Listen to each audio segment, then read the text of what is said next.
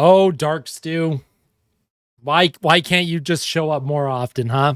We love Dark Stew, right? Mwah. Give Dark Stew a big kiss on the cheeks, folks, as your Edmonton Oilers come away with a 2-0 victory over the poor New York Rangers, where, I'm sorry, Rangers fans, I did not realize, but it has now been 3 games on home ice at Madison Square Garden, and the Rangers have scored 0 goals on home ice this season.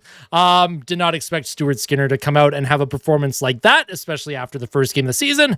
But this is why we don't overreact to 1-game sample sizes, and this is why we're also not going to overcorrect and then also overreact to this and expect this type of performance every single night from Stu. Obviously, we want some consistency here, but I am very happy that Stu was locked in. Dark Stu was the reason why Edmonton won this game tonight. There's a decent amount to talk about. It was kind of a weird game at some points, the way the puck was bouncing around, some giveaways, some players on Edmonton just deciding to fall and not do anything with the puck.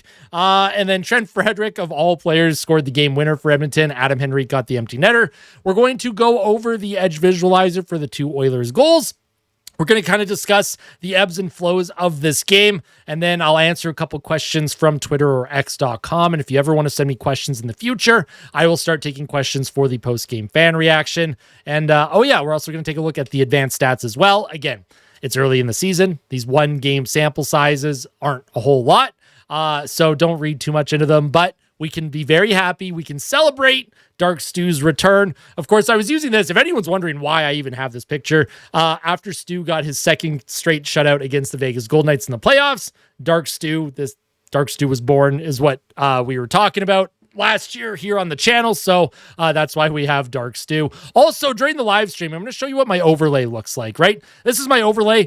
I had Dark Stew on the overlay the entire game. Before the game even started, I put Dark Stew here. I wanted to try and channel some of that energy, and Dark Stew did show up. Also, I had a couple viewers say the word shutout before the 3rd period, and I told them that if that ruined the shutout, they would be banned forever. Luckily for them, the shutout actually worked. They told me jinxes don't count.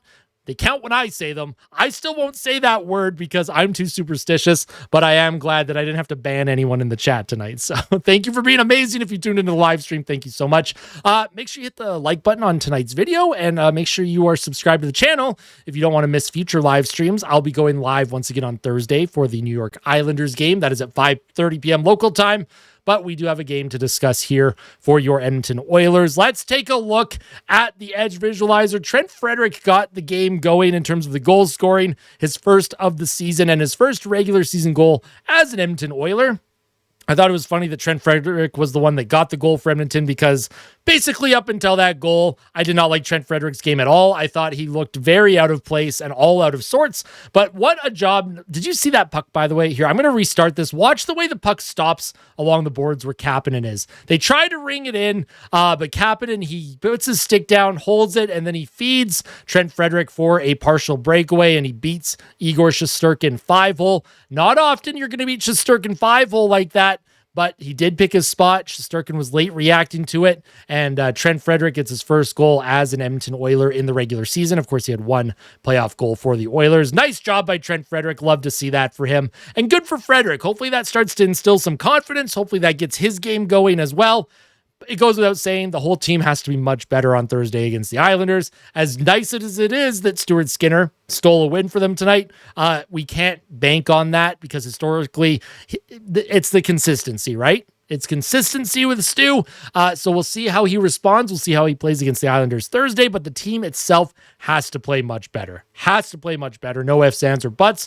And then with the net pulled, Connor McDavid ends up doing a nice job here, getting the puck. Mangiapane gives it to McDavid, back to Mangiapane to McDavid, and then he sends it across the ice to Adam Henrique, and he throws it into the empty net, right into the center of the net.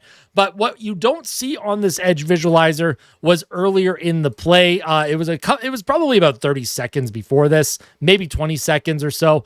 There was a play, a tic-tac-toe play, where the puck went behind the net. It came out in front, and Mattias Ekholm was down, and he blocked a shot from Zibanejad from hitting the net. It was an unbelievable block from Mattias Ekholm. I have to give Ekholm his flowers on that. It was a great heads-up play to read that puck was going to come into the high slot into an area where, until Ekholm read it, There was space. There was time for Zibanejad, but Ekholm just got in the way enough to get that puck to go away from the net. I think Stu might have still made the save, but I do like that Ekholm was right there. That is a really good sign for Edmonton. If we take a look at the game stats, final shots on goal, 30-22 in favor of the Rangers. Face-off percentage was actually in the Oilers' favor, so that's good to see. Penalty minutes, well, the Oilers did not get a single power play tonight, but they were 3 for 3 on the penalty kill, and Stuart Skinner was their best penalty killer tonight. He made some unbelievable saves on the kill. The Oilers did a great job overall in terms of limiting the Rangers' ability to get in tight. Yes, the Rangers had those first opportunities, but those second and third opportunities, they weren't really able to get. So I also have to give the defense some props there as well. Yes, the Rangers had a lot of good looks, but Stu's rebound control was good. And also those second and third opportunities were also just not there for New York, which is a good sign of good defense. Even though the Oilers themselves as a team didn't have their A game tonight, they still come away with 2 points thanks to Stuart Skinner and a gutsy, grindy effort from the rest of the group here. Block shots, 23-11 for Edmonton. Giveaways, 18-13 Oilers. Takeaways, 6-1 in favor of Edmonton. If we take a look at the penalty summary, Stetcher holding the stick, Draisaitl high sticking. That gave the Rangers a 17-second 5-on-3 or 18-second 5-on-3. And then in the third period, Brett Kulak high sticking. If we could just keep the sticks down moving forward, that would be awesome. Your 3 stars of the game, Stuart Skinner, shutout, his 8th of his career, I believe. I think that's his 8th shutout. I can't remember how many shutouts Stu has in his career, but I think it's 8. Someone can fact check me. I think it's 8. Trent Frederick had a goal. He's the 2nd star. Igor Shesterkin, the 3rd star. And if we take a look at the box score here, we'll take a look at some of the ice time for certain players. There's some players that I think are not going to be Oilers much longer, at least with the big club. They're going to probably be sent down to Bakersfield. McDavid led all forwards time on ice, 20-36. McDavid and Draisaitl did get split tonight, which I think is a good thing. I think halfway through the second period, Chris Knobloch went, they're not working together. The rest of the lineup needs some juice, so I think that's a good thing from Chris Knobloch to have split them.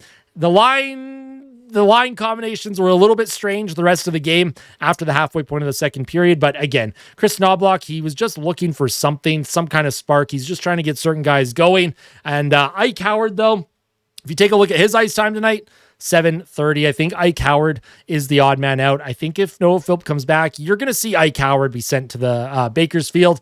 Probably needs a little bit of tuning up down there. It's not that I thought Ike Howard played poorly, but obviously the coaching staff doesn't really trust him right now, especially defending a lead. Same with Tomaszek for some reason, only 10:42 of ice time. I like Tomaszek's game. I thought he was playing a grindy game tonight. I like his tenacity on the puck. I like how he's trying to drive to the net sometimes. So for Tomaszek, hopefully he gets a little bit more ice time moving forward. And then when it comes to the defense, Nurse led all defensemen in time on ice. Bouchard and Ekholm were just under him. Kulak also 20-23. So pretty even ice time among the defenders. Troy Stetcher played the least amount of ice time, but he also did take a penalty.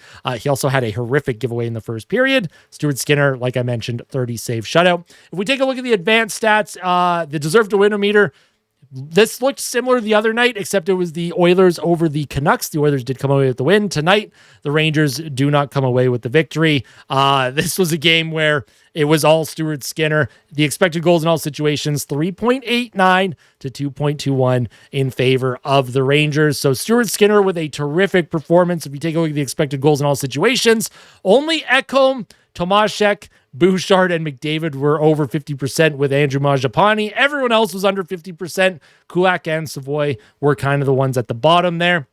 Again, try not to read too much into the advanced analytics for now until we have larger sample sizes, but Stuart Skinner, love to see that. 3.89 goals saved above expected. On a night where Thatcher Demko on Saturday, I was worried he was going to steal one for Vancouver. I'm very happy that the Oilers were beneficiaries of Stuart Skinner stealing one for them tonight.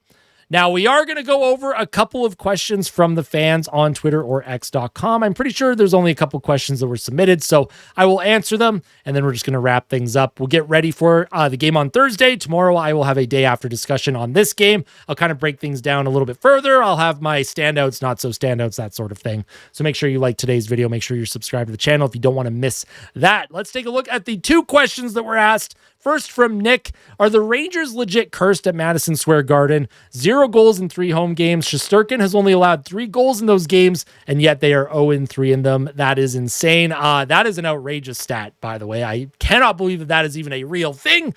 I I imagine as the season progresses, things are going to even out. I think the Rangers are probably going to explode for offense. I'm glad that it wasn't tonight. Whatever the Rangers' next home game is, I bet they're going to score 5 or 6 goals because that's just kind of how hockey is. I do think the Rangers are due to explode for offense.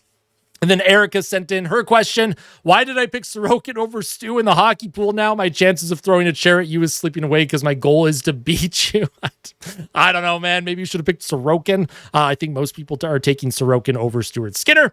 But tonight, Stuart Skinner gets the extra points, the shutout in the hockey pool that I am doing. If you were not able to enter this year, that is okay. I will be doing more events and giveaways in the future. All jokes aside, excellent game from Stu. I'm glad that we all recognize that. This was my tweet tonight. The Oilers just have to be better. Oilers have to be better on Thursday against the New York Islanders. Otherwise, they are not going to win very many games if they play like they did tonight. But sometimes when you don't have your best game, your goalie has to be your best player and give you that chance to win. Stuart Skinner did that. He stole one for Edmonton. It's not often that Stu steals one for the Oilers, but when he does, obviously we all feel very good. I feel much more positive and much better about him right now than I did on opening night. And hopefully, like I said, I'm not expecting shutouts every night from Stu. We're not expecting these types of performances from Stu every night. This isn't exactly what we want from him. Obviously, we want it. But the realistic thing is, can he just play consistently good throughout the season? He's had one mediocre game and one very, very above average game. So right now on the season in 2 games, he is slightly above average in my opinion in his performance. Let's see how he does the rest of the way. Let's see how the team responds moving forward.